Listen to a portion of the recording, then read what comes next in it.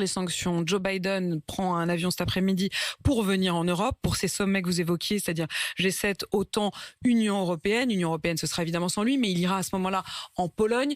Il a promis des sanctions supplémentaires qui devraient être annoncées demain. Qu'est-ce qui nous reste ?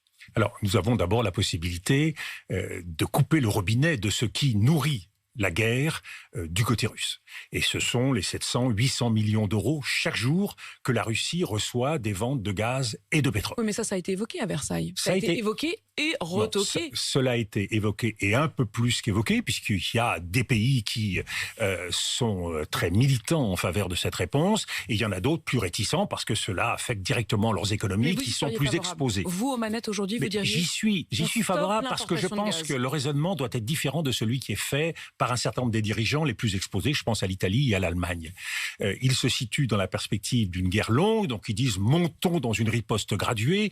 Dans cette riposte graduée, il faut garder des possibilités d'agir et de durcir. Donc préparons-nous sur le plan énergétique et donnons-nous le temps, en l'occurrence fin de l'année et après 2027, pour diversifier nos approvisionnements. Moi, je crois que la guerre se joue d'abord aujourd'hui, et notamment la différence entre une guerre courte et une guerre longue. Si nous voulons donner toutes les chances à une guerre courte, c'est maintenant qu'il faut durcir les sanctions pour faire comprendre à Vladimir Poutine notre détermination. Et c'est ça qui se joue. Est-ce que Vladimir Poutine comprend qu'il y a une détermination des Européens qui les conduit à, y compris, se faire mal et à renoncer à certains de leurs intérêts. L'idéal qui est le nôtre, la fidélité à nos engagements, le souci que nous avons de ne pas rentrer dans un engrenage fait que nous sommes prêts à prendre des mesures qui sont contraires à nos intérêts. Ce message, il s'adresse à la Russie, il s'adresse à la Chine, il s'adresse à tous les États qui sont susceptibles de peser sur ce conflit. Mais est-ce qu'on peut convaincre les Italiens, les Allemands que vous évoquiez à l'instant ? Je crois que oui. Je crois que oui, parce que, une fois de plus, que les Italiens et les Allemands se posent la question de l'hiver prochain. Mais il s'agit là de jouer cette fenêtre d'opportunité qui est celle des prochains mois.